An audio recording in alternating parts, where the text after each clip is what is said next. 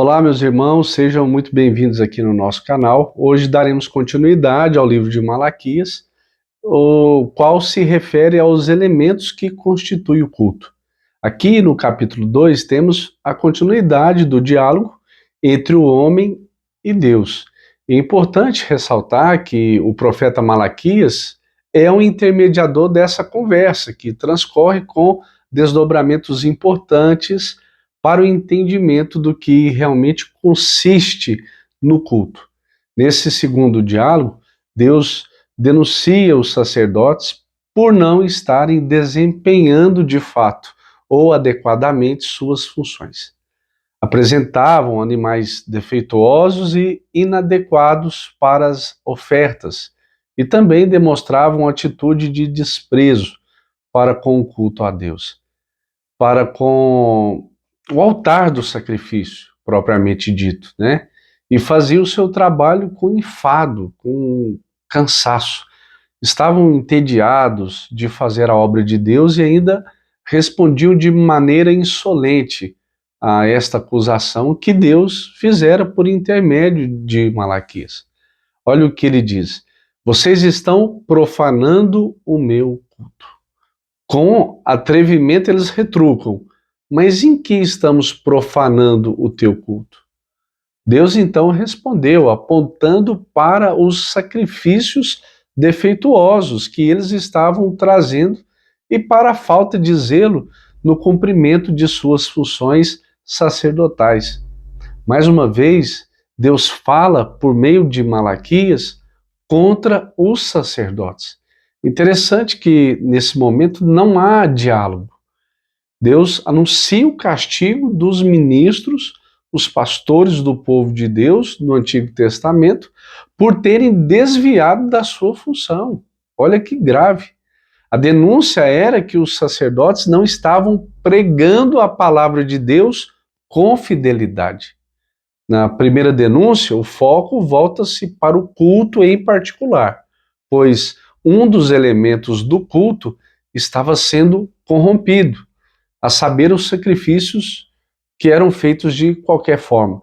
Agora a denúncia volta-se para a ministração da palavra de Deus. Se não, vejamos o texto de Malaquias, capítulo 2, versículo 1 ao 9, aspas, diz assim: agora, ó sacerdotes, para vós outros é este mandamento. Se o não ouvirdes e se não propuserdes no vosso coração dar honra ao meu nome, diz o Senhor dos Exércitos, enviarei sobre vós a maldição e amaldiçoarei as vossas bênçãos. Já as tenho amaldiçoado, porque vós não propondes isso no coração. Eis que vos reprovarei a descendência, atirarei excremento ao vosso rosto, excremento dos vossos sacrifícios, e para junto deste sereis levados.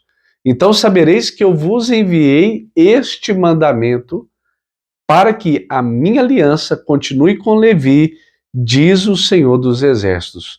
Minha aliança com ele foi de vida e de paz. Ambas lhe dei eu para que me temesse. Com efeito, ele me temeu e tremeu por causa do meu nome. A verdadeira instrução esteve na sua boca, e a injustiça não se achou nos seus lábios. Andou comigo em paz e em retidão, e da iniquidade apartou a muitos. Porque os lábios do sacerdote devem guardar o conhecimento, e da sua boca devem os homens procurar a instrução, porque ele é mensageiro do Senhor dos Exércitos. Mas vós vos tendes desviado do caminho, e por vossa instrução tendes feito tropeçar a muitos, violaste a aliança de Levi, diz o Senhor dos Exércitos. Por isso, também eu vos fiz desprezíveis e indignos diante de todo o povo, visto que não guardastes os meus caminhos e vos mostrastes parciais no aplicardes a lei. Olha só.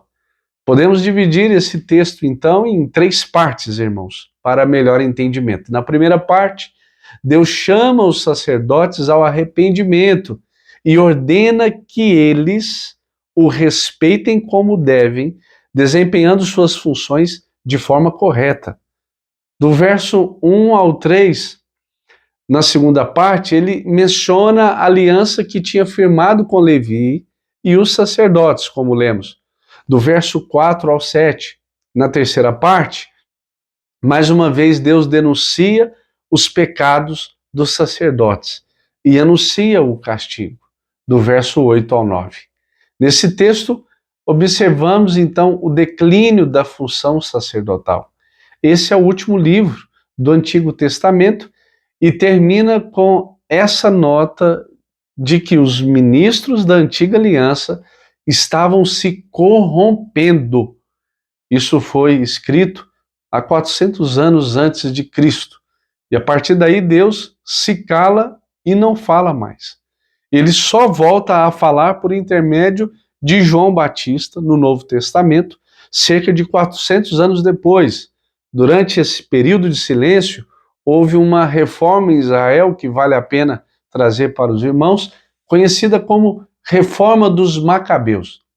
Esse período é marcado pela dominação grega pelo mundo afora, inclusive Israel, pois tinham a proposta de tornar grego todo mundo daquela época. Um processo conhecido como helenização. Não sei se os irmãos já ouviram ou alguém tem conhecimento sobre isso. Trata-se que Alexandre o Grande tinha o desejo que todos os povos viessem a adotar a cultura, a religião e as filosofias gregas. Quando quiseram impor o processo de helenização à nação de Israel, cerca de 150 anos antes de Cristo, os judeus se revoltaram, liderados pela família de um sacerdote chamado Matatias. Ele e seus 6 filhos formaram o clã dos Macabeus e comandaram a reforma dos judeus contra a tentativa de dissolução da fé de Israel. Foi exatamente nesse período que surgiu o partido dos Assideus, ou homens santos, que se revoltaram de fato, formando mais tarde o partido dos fariseus. Olha aqui a origem dos fariseus. Eles queriam manter o culto a Deus e falar da necessidade de se voltar à observância da lei. Esse espírito do sacerdócio que observamos nos dias de Malaquias é marcado pela ociosidade e indiferença. Depois da revolta dos Macabeus, tornou-se oposto, perdendo para um zelo extremado e chegando até mesmo a ir além da palavra de Deus, por meio da introdução de novas leis que Deus nem sequer havia estabelecido. E transformou-se num legalismo absurdo, de maneira que Jesus posteriormente foi categórico em afirmar que a religião judaica de seu tempo precisava passar por uma reforma. Mas, afinal, o que a denúncia de Malaquias revela sobre a função dos sacerdotes? Em outras palavras, o que Deus esperava deles. No Antigo Testamento, a função dos sacerdotes levíticos resumia-se em 3 tarefas básicas. A primeira era oferecer o sacrifício do povo de acordo com a lei de Moisés, o que consistia em cumprir todo o ritual, separando os animais puros ou sem defeitos dos impuros e separando as partes que deviam ser queimadas no templo e fora dele. Uma dessas leis dizia que se devia queimar fora do templo o couro do animal, sua carne e seu excremento. No altar eram queimadas apenas as suas entranhas. Esta era a primeira função dos sacerdotes, oferecer o sacrifício de acordo com a lei de Moisés. A segunda tarefa era guardar o templo e zelar por ele. É curioso observar hoje em dia pessoas que dizem ter o dom de levita pelo simples fato de saberem tocar um instrumento ou cantar. O levita no Antigo Testamento não era apenas alguém que sabia fazer isso, era responsável por guardar o templo e também zelar por ele. era a pessoa que limpava o templo e o sangue dos animais, pois eram muitos os animais sacrificados. O levita zelava para que o templo estivesse sempre limpo e organizado.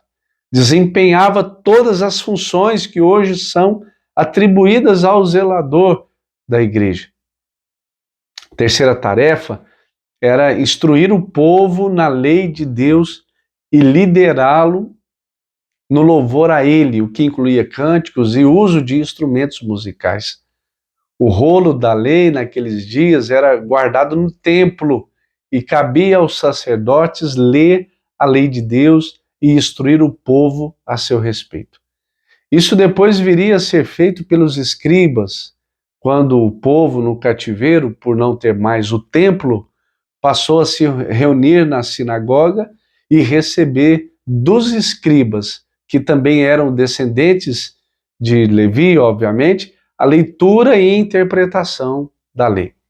Porém, na época em que o profeta Malaquias exerceu o seu ministério, o povo já havia voltado do cativeiro e a função dos sacerdotes havia sido restaurada.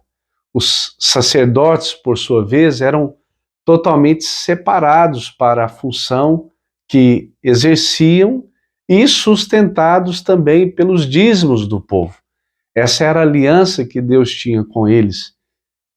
Eram o veículo de Deus para instruir o povo e eram aqueles que zelavam por seu culto. Quando os sacerdotes eram infiéis, o culto em Israel também se corrompia. Em muitas ocasiões, os sacerdotes fizeram o povo se desviar, está lá em Lamentações 4. Por causa das suas maldades e dos seus desvios de função, fizeram o povo se desviar do que era correto em relação ao culto e em seu serviço, e em consequência disso, veio o castigo de Deus, a sentença de Deus. Lá em Oséias 5, Deus classifica os sacerdotes e os reis de Israel como um laço para o povo dele. Olha que coisa horrorosa. Toda vez que os sacerdotes se desviavam, o povo também caía, e agora eles estavam prestes a fazer a mesma coisa. Bem, vamos agora para o texto que vou lhe mostrar, quando de fato Deus chama os sacerdotes ao arrependimento. No verso 1, Malaquias chama-os ao arrependimento e anuncia o castigo. Aspas, sacerdotes, esta advertência agora é contra vós. Fecha aspas. Algumas traduções usam a palavra mandamento em lugar de advertência. Seu uso nesse contexto é um trocadilho, pois os sacerdotes, ou seja, aqueles que deveriam de fato ensinar o mandamento, a lei de Deus, precisavam agora ouvir o mandamento ou a advertência de Deus para os sacerdotes. Em que consistia esse mandamento? O versículo 2 vai responder, aspas, diz o Senhor dos Exércitos, se não ouvirdes com atenção e não dispuserdes o coração para honrar o meu nome, enviarei maldição contra vós e amaldiçoarei as vossas bênçãos. Eu já tenho amaldiçoado, porque não dedicais o coração para me honrar. Então, meus irmãos, eles deveriam ouvir e se propor de coração a honrar o nome de Deus, algo que não estavam fazendo. Tinham de executar as suas funções com zelo, segundo o que lhes era ordenado, e respeitar o nome de Deus e falar dele o que era reto. Se os próprios ministros não honram o nome de Deus, muito menos o povo fará, pois como aprenderá a honrar e respeitar a Deus?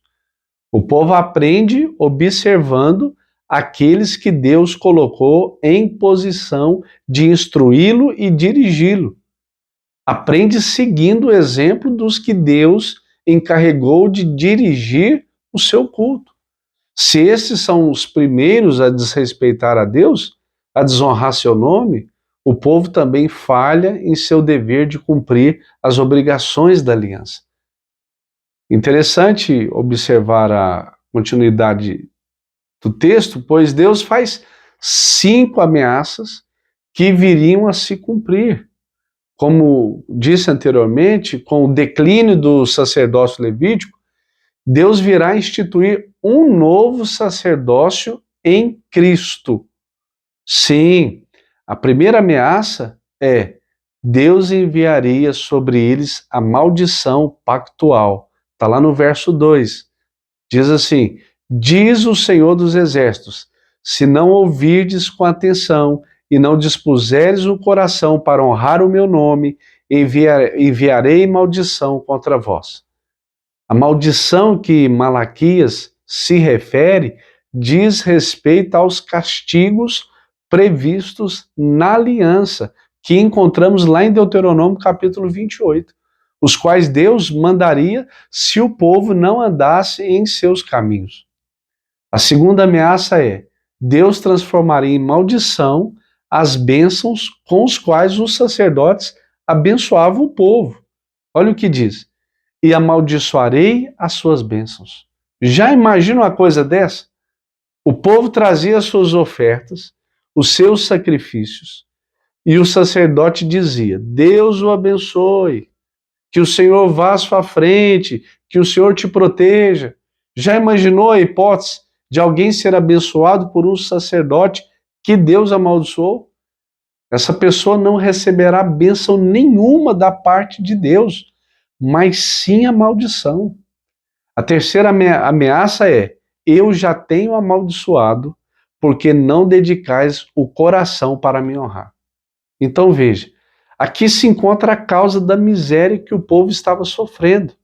O povo estava reclamando de Deus, dizendo que o Senhor não os amava, que não era fiel e nem justo, pois servia o Senhor e ao mesmo tempo estava ficando pobre e se achava sobre o domínio dos inimigos. Uma situação realmente difícil. Mas aqui estava a causa disso. Deus já estava amaldiçoando o povo e as supostas bênçãos dos sacerdotes. Mas por quê? Por causa do ministério corrupto daqueles que deveriam conduzir o culto a Deus. Deus estava cumprindo os termos da aliança. A quarta ameaça é: Deus reprovaria a descendência dos sacerdotes. Está lá no versículo 3. Destruirei a vossa descendência. Naquele tempo, o sacerdócio era perpétuo pela linhagem familiar, ou seja, se o meu pai fosse um sacerdote, então eu também seria. Hoje em dia não é mais assim. Sabemos que a vocação não tem nada a ver com a linhagem familiar. Mas naquela época era assim. E Deus diz nessa passagem, dessa forma: eu não quero vocês e nem seus filhos. Vou reprovar completamente esses sacerdotes com os quais um dia fiz uma aliança, pois não está me seguindo como deveriam. A quinta ameaça, então, é a seguinte: Deus iria desprezá-los de forma pública. Da mesma forma que os sacerdotes estavam desprezando Deus, o Senhor os desprezaria. Malaquias expressa isso fazendo uma comparação. O sacerdote deveria queimar o excremento animal junto com o couro e a carne fora do arraial. Pegava tudo e levava para fora do arraial. O excremento tinha que ser jogado fora, pois o contato com ele, de acordo com a lei de Moisés, tornava uma pessoa impura. Deus então diz que vai tomar aquele excremento dos animais sacrificados e esfregar no rosto dos sacerdotes. Já imaginou um sacerdote com o rosto lambuzado de excremento? Isto o tornaria imundo e ele teria que ser tirado do templo. Olha o que diz o texto: esfregarei esterco no vosso rosto, sim, o esterco dos vossos sacrifícios, e com ele serei lançados fora. Está lá no versículo 3 do capítulo 2. Essa era a maneira de Deus dizer aos sacerdotes: da mesma maneira que vocês me desprezam, vou desprezá-los também, vou envergonhá-los de forma pública.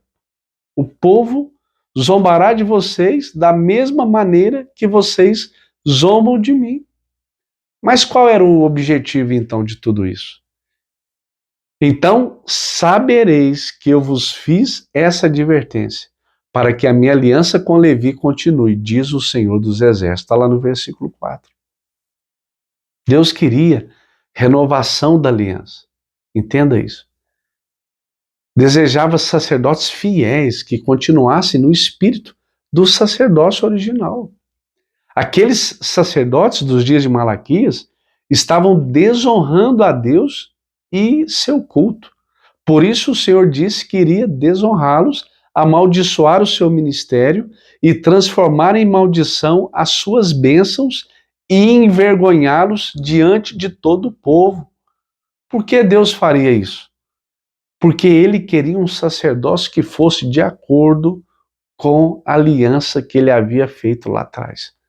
Ele queria ministros de acordo com o pacto que fizeram com a tribo de Levi.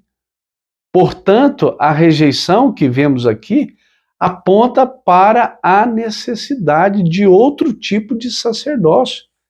Esse que é retratado em Malaquias não estava de acordo com a vontade de Deus, nunca esteve, pois os sacerdotes haviam se desviado dos caminhos do Senhor. Deus não brinca. É por isso que lá em Hebreus 7, até o versículo 28, nos diz que Deus rejeitou o sacerdócio levítico e estabeleceu um novo sacerdócio. Reparamos um contraste interessante estabelecido pelo autor de Hebreus. Olha o que ele diz. O sacerdócio levítico era exercido por meio de homens falhos, cujas ofertas de sacrifícios precisavam ser feitas todos os dias, pois eram incapazes de purificar o pecado. Esses sacerdotes eram humanos, mortais, por isso tinha de ser substituídos. Então Deus levanta um novo sacerdote. Quem? O seu Filho, Jesus Cristo. Sacerdote de uma ordem superior, a de Melquisedeque, e não mais da linhagem de Levi. Olha que incrível. Ele é um sacerdote eterno, pois ressuscitou, venceu a morte e por isso jamais será substituído. Ele vai ser sempre o mesmo e oferecer um sacrifício perfeito de uma vez por todas. Não precisará oferecer sacrifícios continuamente, pois ofereceu a si mesmo como sacrifício perfeito a Deus. Seu sangue purifica completamente todos os pecados, meus irmãos. Bem, dito isso, precisamos mencionar uma outra parte importante da aliança de Deus com o povo. E que aliança é essa que ele menciona lá em Malaquias, no versículo 4, 5 e 8. Dentre o povo de Israel, Deus havia escolhido o irmão de Moisés, Arão, da tribo de Levi, e a sua descendência para serem sacerdotes e exemplo para o seu povo que estava lá. Em outras palavras, Deus chamou Arão e sua descendência para serem ministros dele, cuidarem do serviço do culto e desempenharem uma série de funções, que eu detalhei agora há pouco. Deus ratificou essa aliança no episódio de Finéias, filho de Eleazar, quando o povo se desviou e começou a fazer uma orgia, e Arão não soube como proceder, Moisés entristeceu seu coração, e de repente veio um homem, a Bíblia diz assim, trazendo uma mulher pagã diante de Moisés, Arão e todo o povo que estava ali. Ele levou essa mulher ímpia para sua tenda, a fim de ter relações sexuais com ela, e um sacerdote chamado Finéias ficou indignado com aquilo. O que ele fez? Ele pegou uma lança, entrou na tenda e atravessou os dois, matando-os com um único golpe de lança. Deus imediatamente disse a Moisés que aquela aliança levítica fora confirmada em Finéias. Aquele sacerdote que teve zelo pelo culto a Deus, pela pureza do povo de Deus, era o tipo de ministro que Deus desejava. Interessante falar isso aqui, que no início o sacerdote levita se comportava diferente. Em primeiro lugar, ele temia a Deus, Olha o que está escrito lá. Minha aliança com ele foi de vida e paz, e dei-lhe isso para que me temesse, e ele me temeu e tremeu por causa do meu nome. Está lá no versículo 5. A primeira qualidade do sacerdote é que ele trema e tema diante de Deus, que tenha consciência de quem é Deus de fato. É por essa razão também que o apóstolo Paulo pergunta: quem, porém, é suficiente para estas coisas? Está lá em 2 Coríntios capítulo 2. E ele responde que não são os que se oferecem para ser sacerdotes, mas aqueles a quem Deus chamou. Então, em segundo lugar, o sacerdote levita trazia em sua boca a verdadeira instrução. A verdadeira instrução estava em sua boca e a maldade não se achou em seus lábios. Ele andou comigo em paz e retidão e desviou muitos da maldade. Está lá no versículo 6. Essa era a função do sacerdote e Levi a cumpriu. Ou seja, ele ensinou a palavra de Deus com verdade e com zelo. O terceiro ponto aqui, ele agia com santidade e piedade. Era um homem reto que temia a Deus e fazia o que era correto. Em quarto lugar, eu destaco aqui, ele era diligente em seu ministério. Essa é a função do sacerdote, do ministro de Deus, do pastor, do presbítero, daquele que leva a palavra de Deus. Apartar muitos da iniquidade. E como se faz isso? Ensinando a palavra de Deus com verdade, disciplinando com mansidão os que resistem e respondendo às argumentações, derrubando os sofismas, instruindo o povo na palavra de Deus. Esse é o ministério que Deus confiou aos sacerdotes do Antigo Testamento e que hoje passou a ser, por analogia e não por continuidade histórica, o trabalho de todos os que o Senhor chama para exercer o ministério da palavra em meio ao seu povo. Essa é a principal função do sacerdote. Os lábios do sacerdote devem guardar o conhecimento, e da sua boca os homens devem procurar a instrução na lei, porque ele é o mensageiro do Senhor dos Exércitos. É o versículo 7.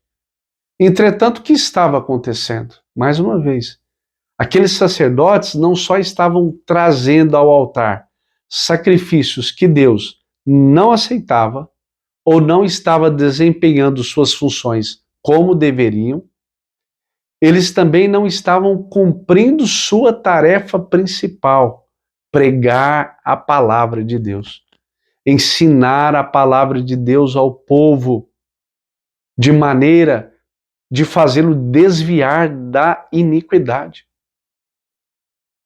Bem, meus irmãos, chegamos ao final de mais um vídeo e espero que tenha gostado do conteúdo, que Deus possa abençoar sua casa, sua família, e eu acredito que muito em breve estarei gravando o próximo vídeo.